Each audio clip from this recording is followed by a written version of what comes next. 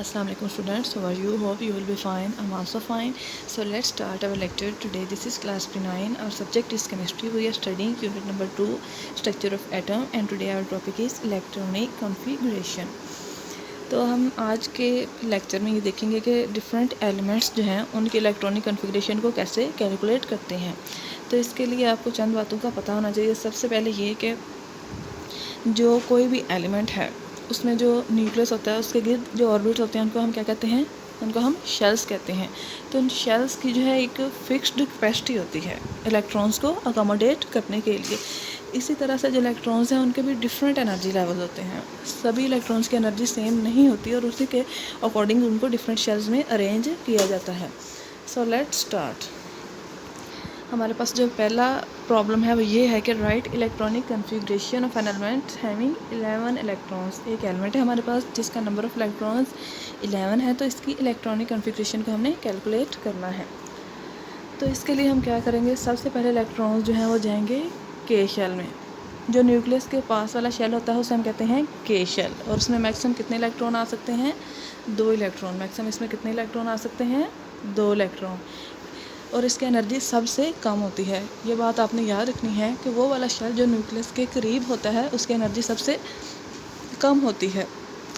के शेल के बाद इलेक्ट्रॉन जो बच जाएंगे वो जाएंगे एल शेल में, और एल शेल में मैक्सिमम कितने इलेक्ट्रॉन आ सकते हैं, 8 इलेक्ट्रॉन्स। एल शेल में मैक्सिमम कितने इलेक्ट्रॉन आ सकते हैं, 8 इलेक्ट्रॉन। इस तरह कुल मिला के और एल शेल में हमारे पास कितने इलेक्ट्रॉन आ जाएंगे, 10 इलेक्ट्रॉन्स। तो हमने कितने इलेक्ट्रॉन्स जो हैं उनको अकोमोडेट करना है अपने प्रॉब्लम में, 11 इलेक्ट्रॉन्स को। अब के और एल शेल में हमारे पास 10 इलेक्ट्रॉन्स अकोमोडेट हो गए हैं। रिमेनिंग हमारे पास कितने इलेक्ट्रॉन हैं, 1 इलेक्ट्रॉन। तो उसको हम अकोमोडेट करेंगे एम शेल में। जो एम शेल है ये आउटर मोस्ट शेल है और इसकी एनर्जी जो है वो हाईएस्ट होती है। तो ये डिफरेंस आपने शेल्स का याद रखना है। के शेल जो है वो न्यूक्लियस के बिल्कुल करीब होता है, इसकी एनर्जी सबसे कम होती है, और जो एम शेल है वो सबसे बाहर वाला शेल है और इसकी एनर्जी हाईएस्ट होती है।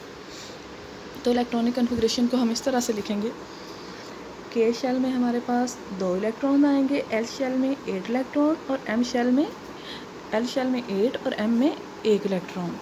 But it is not necessary to write sub shell. लेकिन सब शेल्स को लिखना ज़रूरी नहीं होता, तो हम सिंपल 2, 8 और 1 भी इस एलिमेंट की इलेक्ट्रॉनिक कन्फिग्रेशन को लिख सकते हैं, या फिर ऐसे भी लिख सकते हैं 1s2, 2s2, 2p6, 3s1। जो s और p है ये सब शेल्स को शो कर रहा है कि एक शेल के अंदर आप जो है वो कितने सब शेल्स हो सकते हैं। जो एस है उसके अंदर मैक्सिमम 2 इलेक्ट्रॉन आ सकते हैं, और जो पी है उसके अंदर मैक्सिमम 6 इलेक्ट्रॉन आ सकते हैं। तो ये जो है हमारे पास किसी भी इलेक्ट्रॉन की जो इलेक्ट्रॉनिक कन्फिग्रेशन है जिसका जो एटॉमिक नंबर है वो 11 हो, वो है 1s2, 2s2, 2p6, 3s1। अब हम डायग्राम में भी देख सकते हैं कि हमारे पास के शेल में 2 इलेक्ट्रॉन है, ये न्यूक्लियस के बिल्कुल करीब वाला शेल है। एल शेल में 8 इलेक्ट्रॉन है, ये सेकंड शेल है, और एम शेल में 1 इलेक्ट्रॉन है जो कि आउटर मोस्ट शेल है और हाई एनर्जी शेल है। नेक्स्ट हमारे पास है write down the electronic configuration of chloride ion. Chloride ion solution, electronic configuration of chloride ion solution.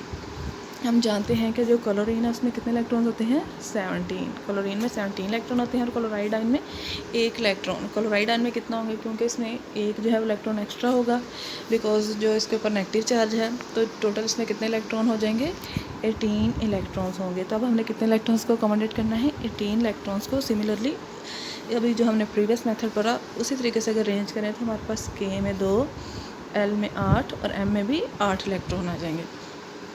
तो ये आ जाएगी इसकी इलेक्ट्रॉनिक कन्फिग्रेशन 2, 8, 8। के शेल में 2, एल शेल में 8 इलेक्ट्रॉन्स और एम शेल में भी 8 इलेक्ट्रॉन। द फर्दर डिस्ट्रीब्यूशन, अब इनके सब शेल में जो डिस्ट्रीब्यूशन है वो इस तरह से आएगी, 1s2, 2s2, 2p6, 3s2 and 3p6।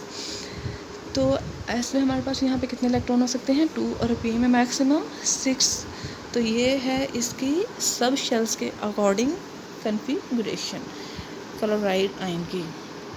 तो अगर आप डायग्राम में भी देखें तो के शेल में जो है वो कितने इलेक्ट्रॉन हैं, 2 इलेक्ट्रॉन्स। एल शेल में 8 और एम शेल में भी 8 इलेक्ट्रॉन्स हैं, 8, 9, 10 और 8, 18। तो हमारे पास इलेक्ट्रॉन का जो 18 नंबर है वो कंप्लीट हो गया। तो इस तरह से हम जो है वो क्लोराइड आयन की भी इलेक्ट्रॉनिक कन्फिग्रेशन को कैलकुलेट कर सकते हैं।